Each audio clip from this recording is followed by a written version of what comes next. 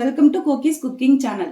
இன்னைக்கு நம்ம சேனல்ல என்ன ரெசிபி பார்க்க போறோம்னு பார்த்தீங்கன்னா பூந்தி எப்படி செய்யுதுன்னு பார்க்க போறாங்க. ரொம்ப ஈஸியா செஞ்சிடலாங்க. நம்ம கடையில தான் வாங்கி சாப்பிடணும்னு இல்லை. இந்த தீபாவளிக்கு நம்ம வீட்லயே செஞ்சா சத்தலாம். இப்போ இந்த ரெசிபி எப்படி செய்யுதுன்னு பார்க்கலாம். வாங்க வீடியோக்குள்ள போகலாம். இப்போ பார்த்தீங்கன்னா நம்ம பூந்திக்கு ஃபர்ஸ்ட் சக்கரை பாகு காய்ச்சிக்கலாம். நான் வந்து இந்த கப்பில் 2 கப்பு சக்கரை சேர்த்துக்கிறேன்.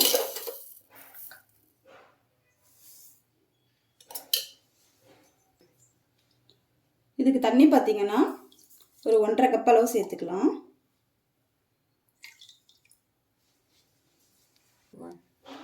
இப்போ இது நல்லா கரையட்டும், அது கலக்கி விட்டுடலாம்.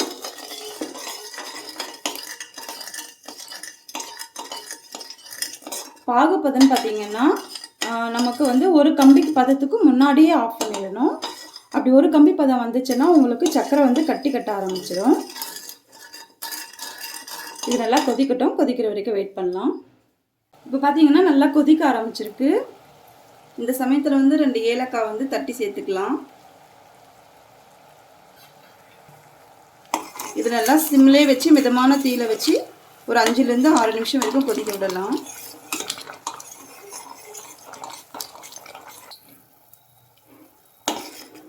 இப்போ பாருங்க, நம்ம பாகு வந்து ரெடி ஆயிடுச்சு.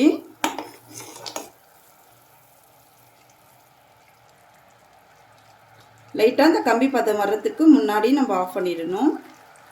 இப்போ நல்லா வந்து ஒரு பிசுபிசுப்பான தன்மை வந்திருக்கு. இந்த சமயத்தில் கொஞ்சமாக இதில் லெமன் பிழிஞ்சிக்கலாம். சக்கரை பாகு வந்து நம்மளுக்கு கட்டி ஆகாமல் இருக்கிறதுக்காக இதில் கொஞ்சம் லெமன் கலந்துக்க போகிறேன்.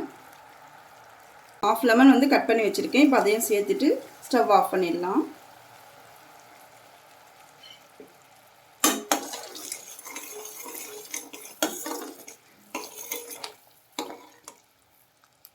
இப்போ இது அப்படியே இருக்கட்டும். இப்போ வந்து நம்ம மாவு ரெடி பண்ணணும். அதுக்கு ஒரு பவுல் எடுத்திருக்கேன். அதில் வந்து 2 கப் அளவு கடலை மாவு சேர்த்துக்கலாம். இப்போ பாருங்கள், 2 கப் அளவு மாவு சேர்த்துருக்கோம். இப்போ இது வந்து தோசை மாவு பதத்துக்கு நம்ம கரைச்சிக்க போகிறோம்.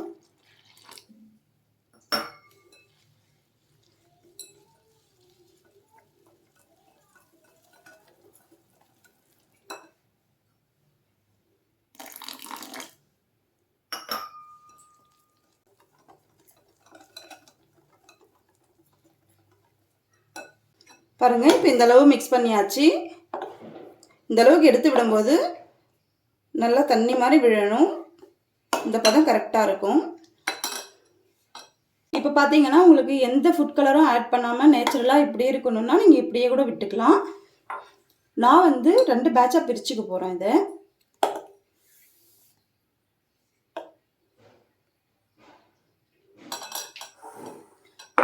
இப்போ இதில் வந்து ஆரஞ்சு ஃபுட் கலர் இருக்குது, அதையும் கொஞ்சம் மிக்ஸ் பண்ணிக்கிறேன். இப்போ இதை நல்லா மிக்ஸ் பண்ணி விட்டுடலாம். உங்கள்கிட்ட என்ன கலர் இருக்கோ இந்த கலர் ஆட் பண்ணிக்கலாம், நல்லாயிருக்கும். இல்லை எந்த கலருமே வேணான்னா நீங்கள் அப்படியே நேச்சுரலாகவே இன்னைக்கு எந்த கலரும் மிக்ஸ் பண்ணாமல் அப்படியேவும் சேர்த்துக்கலாம். பாருங்க, இப்போ இது நல்லா மிக்ஸ் பண்ணி விட்டாச்சு. கட்டி இல்லாமல் எல்லாமே கலந்துக்கோங்க. மெயினாக இன்னொரு விஷயம் வந்து நம்ம மாவு கலக்கிறதுக்கு முன்னாடியே வந்து நம்ம சலிச்சிட்டு தான் சேர்த்துக்கணும். இல்லைனா அங்கங்கே கட்டி விழுற மாதிரி இருக்கும். சலிச்சிட்டு சேர்த்துக்கணுங்கன்னா இந்த மாதிரி நல்லா நைஸாக வரும். இப்போ இது அப்படியே இருக்கட்டும். நம்ம ஸ்டவ்வில் எண்ணெய் ஊற்றி காய வச்சுக்கலாம் ஃபஸ்ட்டு. அதுக்கப்புறமா காய வச்சுட்டு நம்ம இதை எடுத்து விடலாம். பாருங்கள், இப்போ எண்ணெய் நல்லா காஞ்சிடுச்சு. நம்ம இந்த மாதிரி ஒரு கரண்டி எடுத்துக்கலாம்.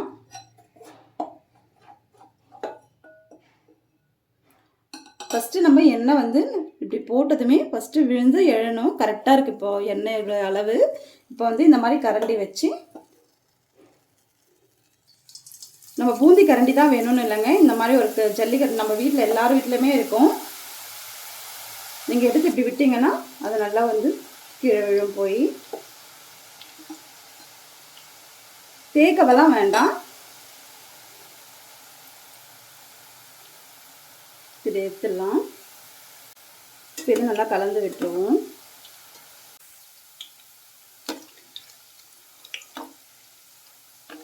இது ரொம்ப நேரம் வந்து வேகணும்னு அவசியம் கிடையாதுங்க. ஜஸ்ட் 1 நிமிஷம் இருந்தாலே போதும், எடுத்துடலாம்.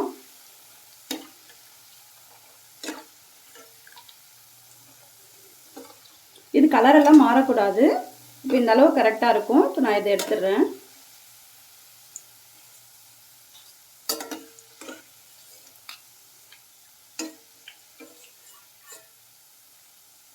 பாருங்கள், இப்போ இந்த மாதிரி எடுத்தாச்சு. இது வேறு பிளேட்டில் மாற்றிக்கலாம். இதே மாதிரி எல்லாமே நம்ம போட்டு எல்லா ட்ரிப்புமே போட்டு எடுத்துக்க போகிறோம். இப்போ பார்த்தீங்கன்னா நம்ம வந்து கலர் சேர்க்காத மாவு வந்து நம்ம போட்டு பொரித்து எடுத்தாச்சு. நமக்கு வந்து பர்ஃபெக்டாக எல்லாம் ஒரே சைஸ் கிடைக்குமானா நம்ம ஜல்லிக்கரண்டியில் செய்கிறதுனால நம்மளுக்கு வந்து பர்ஃபெக்டாக ஒரே சைஸ் கிடைக்காது. பூந்தி கரண்டி இருக்கும்போது கரெக்டாக வரும். நம்ம வந்து இந்த அளவுக்கு பாருங்கள், ஜல்லிக்கரண்டி இவ்வளோ அழகாக வந்திருக்கு பாருங்கள். இப்போ இந்த இது எடுத்து வச்சுட்டு நம்ம ஃபுட் கலர் கலந்து வச்சது நம்ம நெக்ஸ்ட் பேட்சாக எடுத்து விட்டுக்கலாம். இப்போ பார்த்தீங்கன்னா ஒவ்வொரு வாட்டி நம்ம மாவு எடுத்து விடும்போது வந்து இது வாஷ் பண்ணிவிட்டு நம்ம தொடச்சிட்டு தான் எடுத்து விடணும். நம்ம மாவோடு எடுத்து சேர்த்து விட்டோம்னா நம்மளுக்கு கரெக்டாக வராது. இப்போ பாருங்கள், இப்போ இதுவும் நம்ம எடுத்து விட்டுக்கலாம்.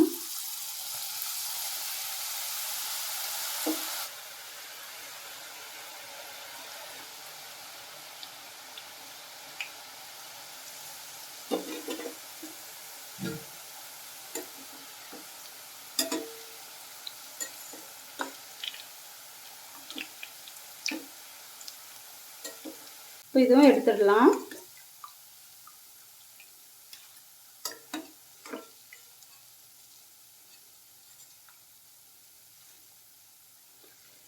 இப்போ இந்த கலர் தான் இருக்கணும்னு இல்லைங்க, நீங்கள் ரெட் கலர் சேர்க்கலாம், அது கூட க்ரீன் கலர் சேர்த்துக்கலாம். உங்களுக்கு எந்த கலர் தேவையோ அந்த மாதிரி கலர் மிக்ஸ் பண்ணி நீங்கள் சேர்த்து பூந்தி செய்யலாம்.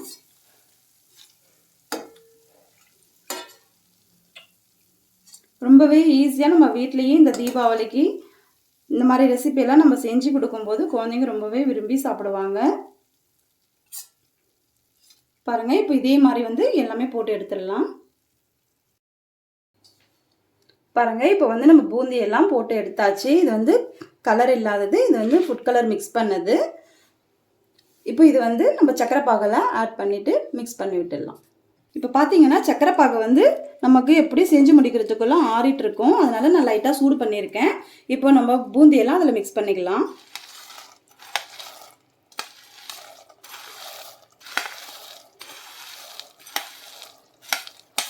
நம்ம சூடு பண்ணிவிட்டு சேர்க்கும்போது டக்குன்னு வந்து அந்த சக்கரை பாகு வந்து நல்லா அப்சர்வ் பண்ணிக்கும் அந்த பூந்தியில். அப்போ சாப்பிடும்போது நல்லா ஜீராவாக சாப்பிட்றதுக்கு சூப்பராக இருக்கும். இது நல்லா கலந்து விடுங்க. அதில்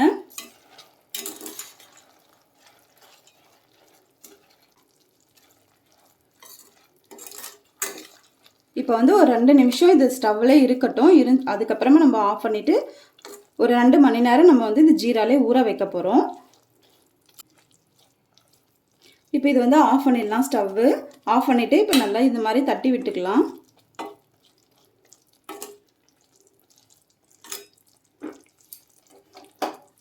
இப்போ வந்து 2 மணி நேரம் கழித்து நமக்கு எப்படி இருக்குன்னு பார்க்கலாம். ஒரு பிளேட்டில் மாற்றிட்டு எப்படி இருக்குன்னு பார்க்கலாம். பாருங்கள், இப்போ கரெக்டாக ஒரு 1.5 மணி நேரம் ஆயிடுச்சு. நான் வந்து 2 மணி நேரம் ஜீராவில் ஊறணும்னு சொன்னேன். எனக்கு வந்து 1.5 மணி நேரத்துலேயே வந்து நல்லா வந்து ஜீரா வந்து அப்சர்வ் ஆகிடுச்சு பூந்தியில். பாருங்கள், நல்லா உதிரி உதிரியாக வந்திருக்கு. சூப்பராக இருக்குது பாருங்கள். இப்போ இது வேறு பிளேட்டில் மாற்றிடலாம். பாருங்கள், நம்மளுடைய சுவையான பூந்தி சூப்பராக ரெடி ஆயிடுச்சு. பாருங்கள், நான் சொன்ன மெஷர்மெண்ட்டில் 1 கப்பு மாவுக்கு 1 கப் சுகர் வந்து இந்த மெஷர்மெண்ட்டில் செஞ்சிங்கன்னா இந்த அளவுக்கு வந்து உதிரி உதிரியாக சூப்பராக வரும். இந்த ரெசிபியை நீங்கள் கண்டிப்பாக ட்ரை பண்ணி பார்த்துட்டு எனக்கு கமெண்ட் பண்ணுங்கள், லைக் பண்ணுங்கள், ஷேர் பண்ணுங்கள். மறக்காமல் என் சேனலுக்கு சப்ஸ்கிரைப் பண்ணிக்கோங்க. இன்னொரு நாள் இன்னொரு ரெசிபியில் பார்க்கலாம். தேங்க்யூ.